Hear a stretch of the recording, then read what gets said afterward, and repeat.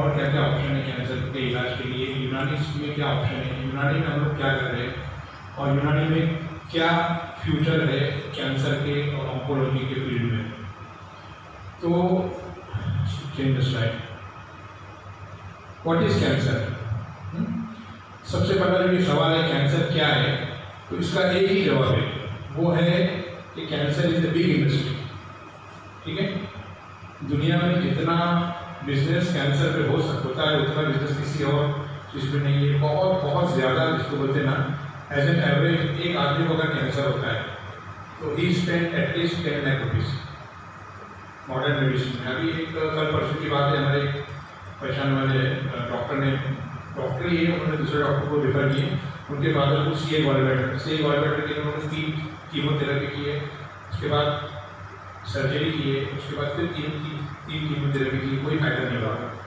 उसके बाद उन्होंने कोई डॉक्टर है बॉम्बे में, डॉक्टर जमाल अली खान, आप लोगों ने सुनी होगी, इम्यूनोथेरेपी का एक नया ट्रीटमेंट है, बताओ नहीं चाहता आप लोगों को आगे में। तो इम्यूनोथेरेपी के ऊपर उन्होंने कुछ 4-5 लाख रुपये का पैकेज था, वो किए 6 इंजेक्शन वगैरह, कोई फायदा नहीं हुआ। फिर अभी पूना में कुछ ओजोन थेरेपी का एक चल रहा है, पता नहीं वो अभी कर रहे शायद। तो मैंने हिसाब लगाया एज एन एवरेज के 8-10-12 लाख रुपये चले गए रहेगा, लेकिन मर्ज कंटिन्यूसली वो फैल रहा है। तो मतलब बोलने का मकसद ये है कि कोई भी पेशेंट जब कैंसर बोल के डायग्नोज होता है तो उसकी 5 से 10 लाख रुपये मिनिमम, हालांकि और भी जो है बहुत खर्चे होते हैं, और वो एक अलग सबको वाले ICU वगैरह लगता है, तो लेकिन मिनिमम 5-10 लाख रुपये खर्चा होता है। अगर उसके बावजूद रिजल्ट सेटिस्फैक्ट्री नहीं है। हमारे सीनियर्स मलिका सर थे, वो बहुत अच्छा कैंसर पे काम करते थे, अलहमदिल्ला कई मतलब मैंने मशवरा किया हूँ। अश्विनी सर काम करते हैं, और भी कुछ लोग हैदराबाद वगैरह में काम कर रहे हैं, कुछ लोग यहाँ, मैंने उनका भी सब ऑनलाइन लेक्चर सबका ऑर्गेनाइज किया ताकि लोगों को मालूम पड़े कि कैंसर के ऊपर भी यूनानी के अंदर कुछ यूनानी ब्रांड नहीं है कैंसर के बारे में, कहीं ना कहीं कुछ ना कुछ लोग काम कर रहे हैं, लेकिन उसको ऑर्गेनाइज तरीके से किस तरीके से काम करना चाहिए, इसके लिए अलहमदिल्ला आप लोगों से सबसे मदद करने के लिए, मदद किस तरीके से कि आप लोग कुछ पेशेंट्स रिफर करेंगे तो इंशाल्लाह एक बड़ी मदद बनेगी। Next slide.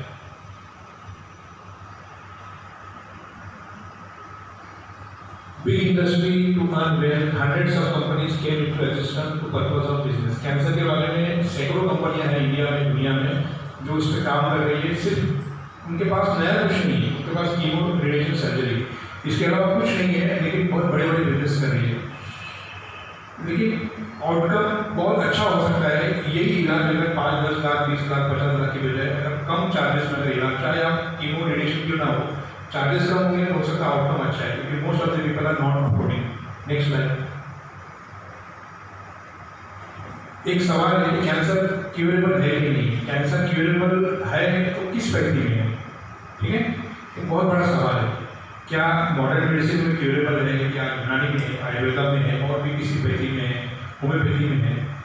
तो इसका जवाब देना बहुत मुश्किल है, क्योंकि एज एन एवरेज जब हम मार्केट के अंदर जब हम लोग सर्वे करते हैं, ऑब्जर्व करते हैं, बहुत सारे कैंसर के पेशेंट हमारे अतराफ, हमारे रिश्तेदारों में, हमारे ताल्लुका दौर में सुनने को मिलता है कि फला कैंसर हो गया। 95% ऑफ द टाइम ये सुनने में आता है कि कैंसर हुआ, कैंसर का ट्रीटमेंट किए और उनकी 6 महीने के अंदर डेथ हो गई, एट द मोस्ट 1.5-2 साल में। और डेथ इस तरीके से हुई तकलीफ के साथ। एक होता है आदमी पीसफुली मर जाए, उसकी ज़िंदगी जो है, चाहे जितनी ज़िंदगी उसकी लिखी हुई है कैंसर की डायग्नोसिस के बाद, 1 साल, 1.5 साल, 2 साल, लेकिन वो भी ज़िंदगी उसकी किस तरीके से गुजर रही है, एकदम मिजरेबल, तकलीफ के साथ, वीकनेस है, पेन है, और भी कोई बहुत सारे सिम्टम्स है, उसके साथ उसकी ज़िंदगी गुजर रही है, तो उसको कोई मतलब नहीं है। अगर वही उसकी ज़िंदगी जो है विदाउट पेन और क्वालिटी ऑफ लाइफ इम्प्रोवाइज होने के साथ अगर वो ज़िंदगी उसकी इस तरीके से कटती है तो that will be more better. Next slide. एक एपोप्टोसिस एक टर्म है। एपोप्टोसिस का मतलब है बॉडी के अंदर जो कुछ भी सेल डिवीजन होता है, नए नए सेल्स बनते हैं, तो वो सेल्स पुराने सेल्स की जगह लेते हैं। पुराने सेल्स बॉडी से जो है निकल जाते हैं, एग्जिट हो जाते हैं, साफ हो जाते हैं बॉडी से, और उसकी जगह नए सेल लेते हैं। हर इंसान की बॉडी के अंदर वो चीज़ होती रहती है, और इसको कंट्रोल करता है बॉडी का मैकेनिज्म, सिग्नलिंग सिस्टम।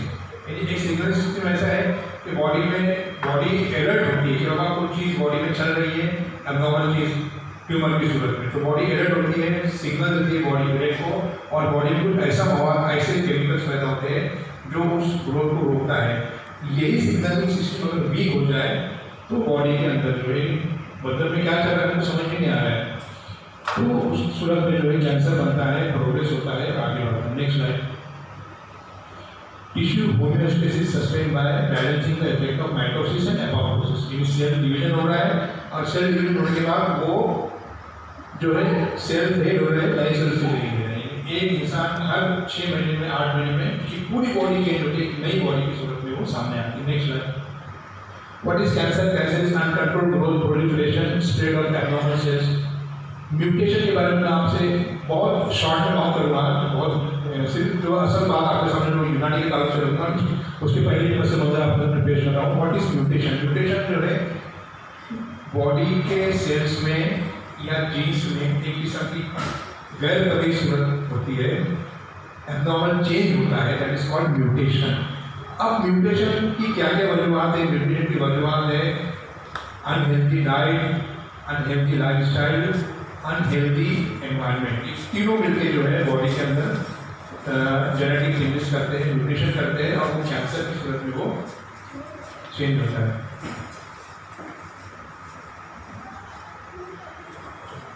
हेलो, एक चीज़। दूसरी चीज़ ये है कि अभी मिसाल के तौर से जैसे लोग तंबाकू का इस्तेमाल करते हैं, लोग शराब का इस्तेमाल करते हैं, अनहेल्दी डाइट का इस्तेमाल करते हैं, हर चीज़ बॉडी के अंदर म्यूटेशन को बढ़ा रही है।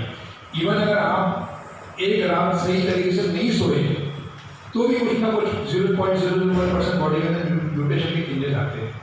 अब यही चीज़ अगर क्रॉनिक सूरत में चली गई, यानी नींद नहीं आ रही है रात में, या कुछ स्ट्रेस है, कुछ फ्रस्ट्रेशन है, कोई गलत है, कोई गम है, कोई टेंशन है, लगातार जहन को खाया जा रहा है, तो एक वक्त आएगा कि कहीं ना कहीं उसको कैंसर की सूरत में वो चीज़ सामने आएगी।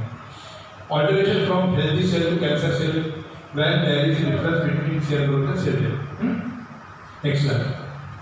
The term cancer was used for the first time by Hippocrates, Hippocrates यूनानी फिजिशियन के जरिए पहली मर्तबा कैंसर के कार्सिनोमा और कैंटिनोस ट्यूमर के लिए इस्तेमाल किया गया। Next slide. Cancer is a major health problem all over the world. The goal of cancer treatment is to heal, to cure the cancer. हर एक पैथी का चाहे मॉडर्न मेडिसिन में कोई भी, उनका इंटेंशन ये है कि कैंसर पूरी तरह ठीक हो जाए हमेशा के लिए। एक पर्टिकुलर ट्रीटमेंट हो, एक कोर्स पूरा हो, 2 महीने 3 महीने 4 महीने सर्जरी हो, रेडिएशन हो, या दवाइयाँ, ओरल मेडिसिन हो, कुछ महीने 7-6 महीने के अंदर ट्रीटमेंट पूरा हो, कैंसर का ट्रीटमेंट हमेशा के लिए ठीक हो जाएगी। हर एक पैथी का एक गोल होता है, लेकिन वो गोल अनफॉर्चुनेटली पूरा नहीं हो पाता है। उसकी वजह है कि हर पैथी यूनानी और आयुर्वेद के बारे में तो बाद में बात करेंगे, लेकिन मैं खासतौर से मॉडर्न मेडिसिन के बारे में बात कर रहा हूँ।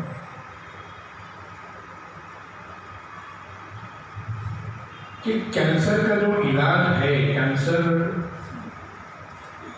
जो फेल होता है, सर्जरी हो गई, दोबारा कैंसर वापस आ गया, रिकर हुआ, रेडिएशन हुआ, कोई फायदा नहीं हुआ, कीमो हो गया, रिकर हो रहा है, बढ़ रहा है, लेकिन कीमो के बावजूद भी तेजी के साथ कीमत बढ़ रहा है।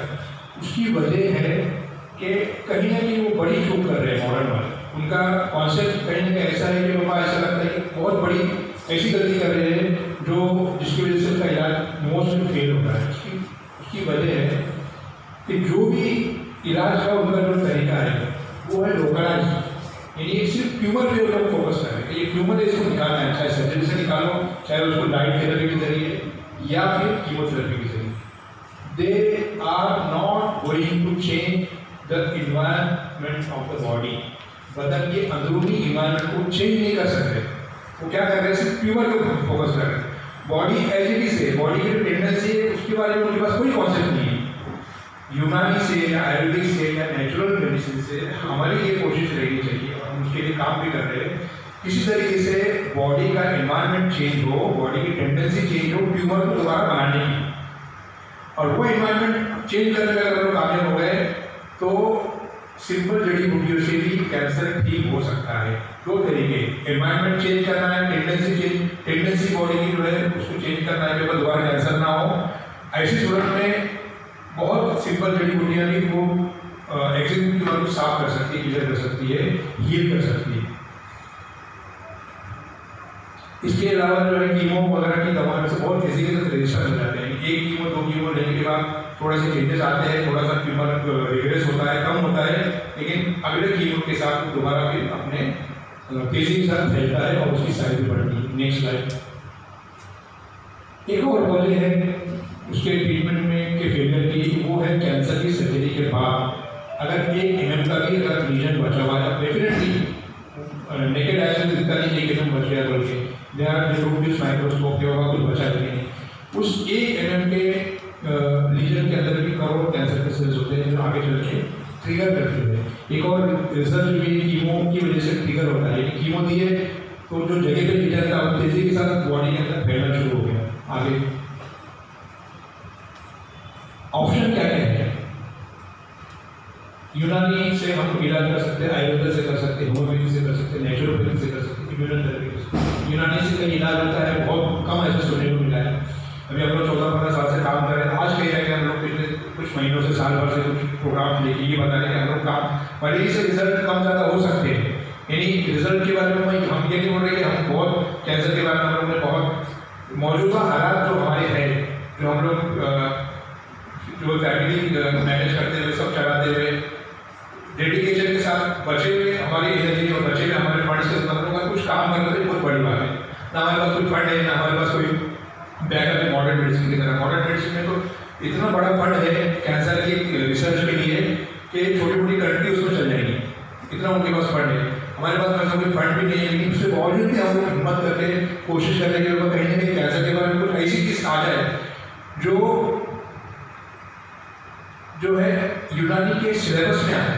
तो ये यूनानी का तरीका है, ये इसका लिटरेचर है, इस तरीके से कैंसर ठीक हो सकता है, नहीं हो सकता है, व्हाटएवर। तो ये हो गया यूनानी। आयुर्वेद में भी कुछ लोग काम कर रहे हैं। 9 आश्रम का आप लोगों ने नाम इसके पहले भी लेक्चर बताया। 12-15 हज़ार पेशेंट हर महीने वहाँ पर इलाज करने के लिए जाते हैं। वो गौमूत्र यूज़ करते हैं और इम्यूनो डाइटोथेरेपी यूज़ करते हैं। उसके बारे में बताऊँगा मैं। उनका गौमूत्र और उनकी जड़ी बूटियों के बारे में तो मैं बहुत ज़्यादा कॉन्फिडेंट नहीं हूँ कि इससे बहुत रिजल्ट आ सकते हैं। I don't believe. लेकिन उनका जो डाइटोथेरेपी है उससे मैंने कम से कम 500 उनकी वीडियोस देखा हूँ पेशेंट की, कि वो लोग क्या ऐसा करते हैं कि रिजल्ट आए। हालांकि वैसा अगर काउंट करेंगे हर महीने 15,000 पेशेंट, तो 7 साल से लोग काम करें तो लाखों पेशेंट अगर ठीक होना चाहिए, लेकिन उसमें से कुछ 100 पेशेंट को फर्क पड़ा है। इसका मतलब फिर भी रिजल्ट बहुत ज़्यादा अच्छी नहीं है। 10%, 15%, 20% पेशेंट रिजल्ट आ सकते हैं। वो भी आए तो उसके बारे में उन्होंने काम करके समझ में आया कि वो लोग डाइट के ऊपर बहुत अच्छा काम कर रहे हैं। वो काम ये कर रहे हैं कि वो लोग पूरी तरह ग्रेन्स बंद कर देते हैं।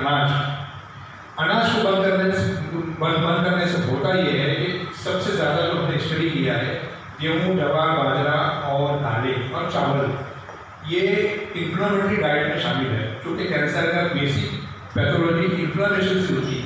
बॉडी के अंदर क्रॉनिक इन्फ्लेमेशन होता है, या तो सोजिशी मवाद होता है, या मुकाफी मवाद होता है, या ऐसा मवाद होता है जो मवाद को जमा दे रहा है, नाट को बना दे रहा है। ये तमाम इन्फ्लेमेटरी मटेरियल बॉडी के अंदर जो जमा हो रहे हैं, तो शुरुआत होगी इन्फ्लेमेशन से।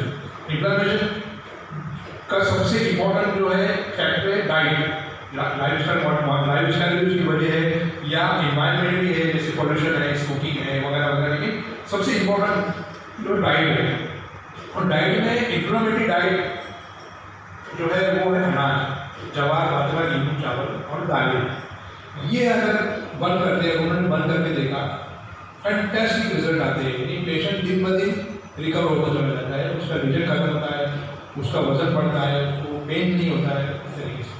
तो ये हो गया आयुर्वेद के बारे में। होम्योपैथी के बारे में भी हम लोगों ने सुने, बहुत लोग अच्छा काम कर रहे हैं, बहुत अच्छे रिजल्ट है।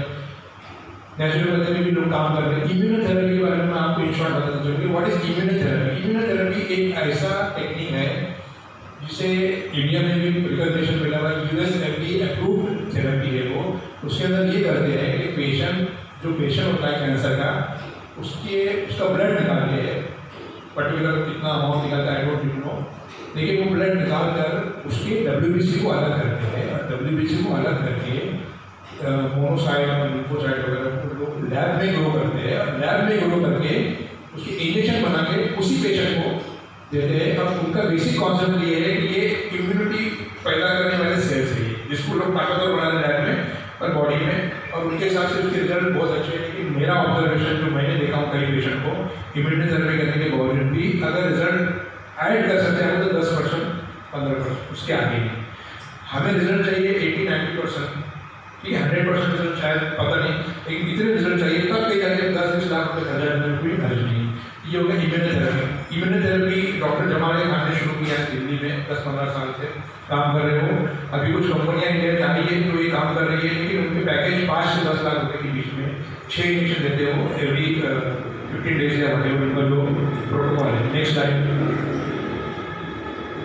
Many controversies about biopsy. Biopsy से होता ये है कि अगर बायोप्सी करना, अगर किसी ने एडवाइस किया किसी डॉक्टर ने, आपके पास भी कोई अगर बीच में पेशेंट आता है, उसको लग रहा है कि कैंसर है, ओरल कैंसर है, कहीं भी कैंसर की गांठ अभी शुरुआत लग रही है, अभी कंफर्म नहीं हुआ है, उस पेशेंट को बायोप्सी के लिए कभी भी एडवाइस नहीं करना until unless he is ready for surgery.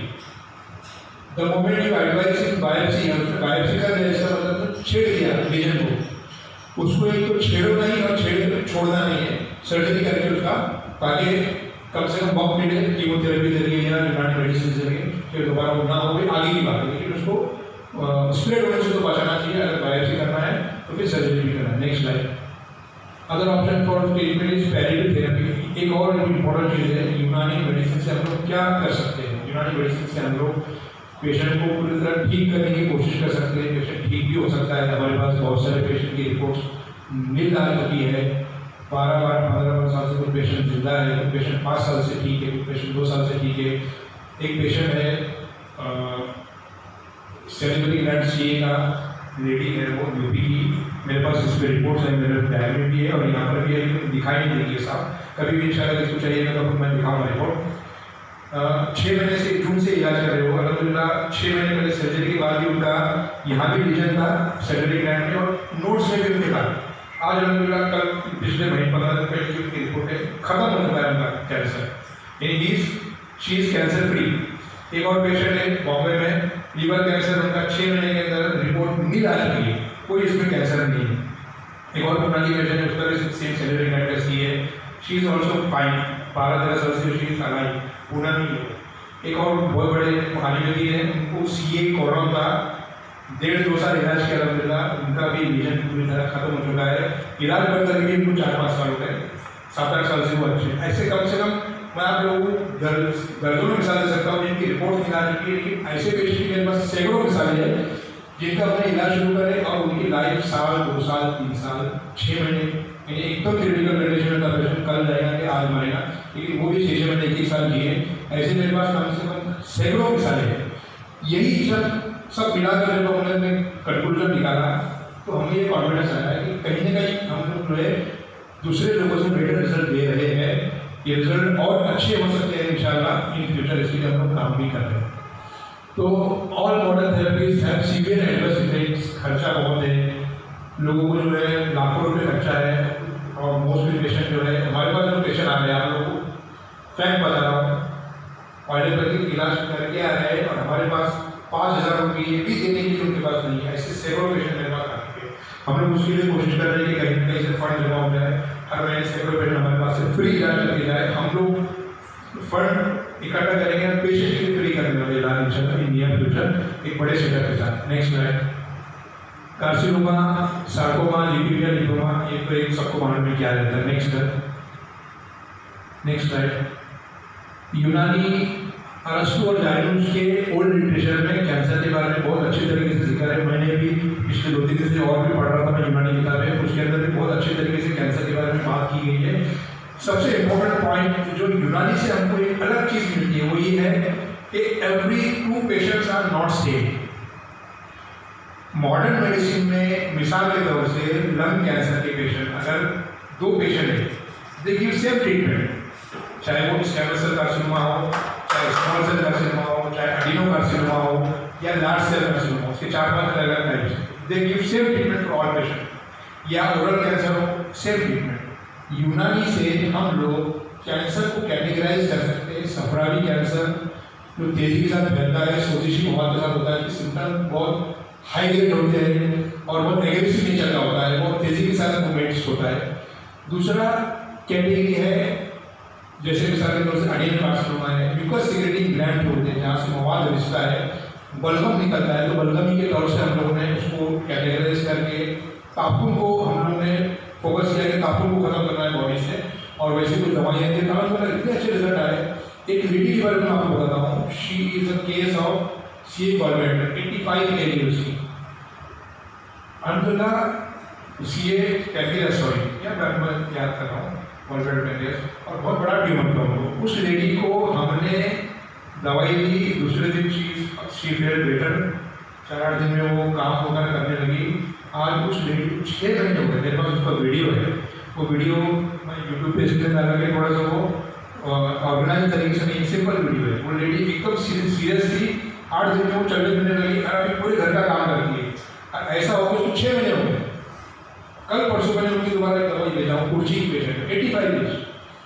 तो ये तमाम चीज़ें देख के बहुत ऐसा लगता है कि बस कैंसर में हालांकि हम लोग ने इसके लिए बहुत ज़्यादा नुकसान उठाया है। शुरू में बहुत पेशेंट ऐसा होता था कि रिजल्ट नहीं आते थे, और एक पेशेंट की डेथ होती थी तो पूरी फैमिली हमारे पास नहीं आती थी जनरल ट्रीटमेंट के लिए। ऐसा करते करते अपने हाथ से हम आदत है, हमको अपने हाथ से अपने प्रैक्टिस को जनरल प्रैक्टिस को डिस्टर्ब किए। लेकिन अल्हम्दुलिल्लाह अल्लाह ने शायद अल्लाह ने इसी चीज़ पे कायम रखा था। तो आज की तारीख में पूरी इंडिया से पेशेंट आते हैं, यूपी, बिहार, आपको बताऊँ मैं गुजरात, महाराष्ट्र से, पुणे से कई पेशेंट हैं हमारे जो हमारे ट्रीटमेंट में चले। ओरल CA के मेरे पास 10-15 केसेस चल रहे हैं, बहुत अच्छे रिजल्ट है, बहुत अच्छे रिजल्ट है। कुछ पेशेंट तो ओरल CA के ट्रीट हो चुकी है। मुंबई का एक पेशेंट है, शौकत नाम है उसका सर्जरी हुआ 2013 में, 2014 में दूसरी मरतबा सर्जरी हुआ, अभी पिछले 6 महीने पहले तीसरी मरतबा उसके रिजल्ट आया था। तो बॉम्बे में मेरे पास आया था, बॉम्बे में बैठता था मैं, 6 महीने इलाज किए, आज की तारीख में वो कैंसर फ्री हो चुका है। उसके छोटे छोटे बच्चे बहुत बहुत दुआ देते रहते हैं, पैसे भी कुछ ज़्यादा दिए मैंने। एक और पेशेंट पुणे में रियाज चौधरी, उसका भी सर्जरी हुआ, 2 सर्जरी हुआ, अभी 1 साल हो गया अल्हम्दुलिल्लाह, वो पूरी तरह ठीक है, ओरल से पूरी तरह ठीक हो चुका है। एक और पेशेंट कोलकाता डॉक्टर अली मिर्जा ने भेजा है, CA का 3 महीने हो गए उसका 60-70% कवर हो गया। एक और पेशेंट है काजराज के ओल्ड पर्सन है, मेरा यूट्यूब में उसका वीडियो 62 एज है, 40-42 दिन हो गए, 70% रीजन उसका खत्म हो चुका है, 20-30% बाकी है, और वो बहुत अच्छी तरह पेन खत्म हो चुका है, और उसकी लाइफ स्टाइल भी, उसकी जो ये है क्वालिटी ऑफ लाइफ भी बहुत ज़्यादा इम्प्रोवाइज हो चुकी है। नेक्स्ट लाइफ बहुत इंपॉर्टेंट पॉइंट है, 2-4-5 पॉइंट बोल के अपनी बात खत्म करूँगा 5-7 मिनट में।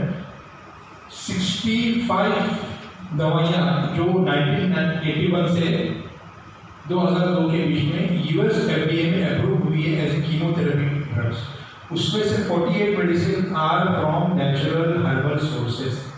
अब नेचुरल हर्बल सोर्सेज से वो लोग काम कर रहे हैं, हम लोग जो है हमको मालूम ही नहीं है कि क्या चल रहा है। जिसके अंदर विंड ब्लास्टिक, विंड डेसिक, ये सब सदाबहार के प्रोडक्ट है। उसी तरह पैरिडेक्सेल, उसी तरह जो है पैरिडियम एक धात है, उसके अलावा जो है और भी कई धातें हैं, उसकी भी जो है एंटी कैंसर ड्रग्स बन रही है। एक और चीज़ है, सोलापुर के साइड में चाइना की कुछ कंपनी आई, उन्होंने पूरे खेत लेके चले गए, पूरे खेत उड़ा के लेके चले गए, कुछ नहीं बचा उसमें से। अपना एक दोस्त उसने फोन किया, बोला ऐसा मामला हमारा, उसका फोटो और नाम भेजो। तो मैंने लेकर उसको नेट पर सर्च किया, तो मापिया फिडिडा जड़ी बूटी है, बेहतरीन एंटी कैंसर ड्रग है, पूरा लेके चले गए लोग, चाइना लेके चले गए, वहाँ से वो पूरी दुनिया में अरबों खरबों रुपये का बिजनेस करेंगे, हम उनको उठा के कोड़े में दाम उठा के दे दिए। ठीक है, इस तरीके से लोग काम कर रहे हैं। नेक्स्ट टाइम ये यूनानी के बारे में आपको बताता चलो कि सफरावी जो कैंसर का जो इलाज जो डिफर होता है यूनानी में, वो होता है कैंसर की गांठ का सेल्स ऑफ ट्यूमर, जिसको होता है ना, एक तो सेल्स ऑफ ट्यूमर होता है, एक तो सेल्स ऑफ ट्यूमर, यानी वो ट्यूमर की क्या क्वालिटी है, क्या वो सख्त पत्थर की तरह है, वो सौदा भी हो सकता है, क्या वो नर्म है, बलका भी हो सकता है, क्या उसमें सोजिशी अलामत सफरा भी हो सकता है, डेफिनेटली। और जो दवाइयाँ आप चेक कर रहे हैं सफरा सौदा बलगम के लिए डेफिनेटली काम करती है, और काम होना बाकी है, ऐसा नहीं कि बाबा बहुत हो चुका है। लेकिन अभी तक रिजल्ट हमारे बहुत पॉजिटिव आए हैं। रिजल्ट पेशेंट आते हैं, इलाज करते हैं, किसी वजह से इलाज बंद कर देते हैं, उसकी बहुत सारे फैक्टर्स है। पेशेंट को डाइट नहीं जमता है, पेशेंट को हमारे पर भरोसा नहीं है, पेशेंट को जो है कभी कभी बहुत 2-5 हज़ार भी पेशेंट के पास नहीं है, लेकिन जो पेशेंट सही तरीके से प्रोटोकॉल फॉलो करते हैं, अल्हम्दुलिल्लाह उनके रिजल्ट बहुत ट्रीमेंडस रिजल्ट अभी आ रहे हैं। Next slide. नेचुरल थेरेपी पर एपोप्टोसिस छोड़ दो, आगे बढ़ो। ठीक है, अब इसका जो है मैं आप लोगों से ये बताता चलूँ कि कैंसर का जो 3 तरीके से कैंसर हो सकता है।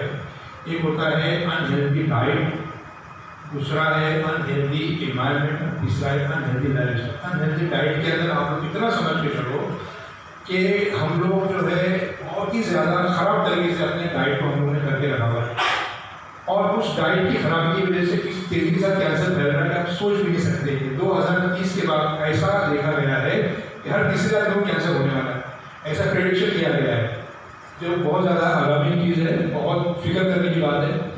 तो अनहेल्दी डाइट के अंदर भूख ना लगने पे खाना, नाश्ता कर रहे, दोपहर का खाना खा रहे, रात का खाना खा रहे, भूख लगे या ना लगे हम लोग खाना खा रहे, बल्कि शाम में स्नैक्स भी ले रहे, बीच में चाय भी ले रहे, फ्रूट्स भी खा रहे, मवाद बदन में बनता जा रहा है, जमा होता जा रहा है, तापमान बढ़ता चला जा रहा है, और एक पीरियड के बाद कैंसर की सूरत में तब्दील हो रहा है।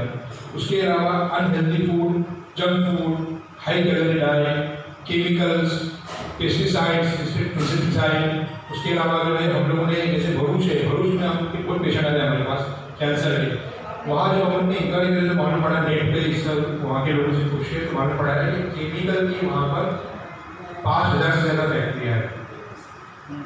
यहाँ पर हम लोग सुपा की तरफ कुछ है केमिकल, ये इंडस्ट्रियल एरिया, वहाँ के पेशेंट आए मालूम पड़ा कि वहाँ पर केमिकल की सेकड़ों फैक्ट्रियाँ है, और ये केमिकल की फैक्ट्रियाँ है, इससे कैसे हम लोगों की बॉडी में जा रहे हैं कि उसका जो रिसाव है, उसका जो वेस्ट है वो ज़मीन में जा रहा है, और ज़मीन में जाने के बाद वो खेतों में जा रहा है, वो खेतों से जो खेती उग रही है वो एक सबसे बड़ा ये है। दूसरा कोई चीज़ पानी में जा रही है, वो पानी पीने के लिए लोग इस्तेमाल कर रहे हैं। सीए कोलन के मेरे पास कुछ पेशेंट है, और भी सीए ओरल कैविटी है उस एरिया के जहाँ पर केमिकल फैक्ट्रियाँ है। उसके अलावा एक्सरे है, सोनोग्राफी एक्सरे है, CT स्कैन, ये भी बहुत ज़्यादा कैंसर कॉजिंग एजेंट, कार्सिनोजेनिक चीज़ें हैं। और उसके अलावा जो है डाइट के अंदर जैसे मैंने आपको बताया इस तरीके से हाई कैलोरी डाइट वगैरह, एनवायरनमेंट के अंदर स्मोकिंग है, टोबैको है, उसके अलावा पॉल्यूशन है। और मैंने कुछ ऑब्जर्वेशन मैंने देखा हो, जैसे मेरा एक फ्रेंड है इधर, उनकी वालदा का ब्लड कैंसर से उनका इंतकाल हुआ, तो उनका ऑब्जर्वेशन ये था, उन्होंने मुझको बताया कि उनकी बिल्डिंग के सामने ट्रांसफार्मर है, और ट्रांसफार्मर एकदम सामने है, और इत्तेफाक ऐसा हुआ कि उनके लेफ्ट साइड में और राइट साइड में जो ओल्ड लेडी थी, जो पड़ोसी थे उनकी, और इनकी वाले तीनों ब्लड कैंसर हुआ, तीनों ब्लड कैंसर से उनका डेथ हुआ। एक और पेशेंट है बच्ची 5 साल की, निगड़ी में, देव रोड में, उनका भी इनका सुन के मेरे जहन में था कि बच्ची की हिस्ट्री ब्लड कैंसर हुआ, मतलब आपके आसपास ब्लड ट्रांसफार्मर है, यहाँ पर बच्ची हमारे दुकान के सामने ट्रांसफार्मर देकर वहाँ खेलती रहती बच्ची। एक ऐसा जहन आता है कि ये भी चीज़ें बहुत ज़्यादा कार्सिनोजेनिक हो सकती है। Next slide. यूनानी मेडिसिन के बारे में मैं आपको इतना बताना चाहूँ कि यूनानी मेडिसिन की जो खूबियाँ है, सब मोहल्ले, मुसक्किन, मुरद्दी, ठीक है, दावे तशद्दुद, दावे ताफुन, ठीक है, और भी कई खूबियाँ हैं, बेहतरीन तरीके से कैंसर में इम्प्लीमेंट होती है। एक बात, दूसरी चीज़ ये है कि इनको जो है सही मकाम पे देने से, हल्की मिसाल के तौर से या कोई भी एक दवाई सही मकाम पे देने से बहुत अच्छा काम कर सकती है। वो कोई अगर किसी और कैंसर में देंगे तो दवाई सूट नहीं होगी, तो काम नहीं करेगी। Next slide. कर्क्यूमिन है, बहुत अच्छा इसके रिजल्ट है कर्क्यूमिन के। Next slide. तो ये सब चीज़ें हैं, diet, nutrition, lifestyle modification, environmental factors जो मॉडिफाई कर सकते हैं, कैंसर से बच सकते हैं। सबसे बड़ा सवाल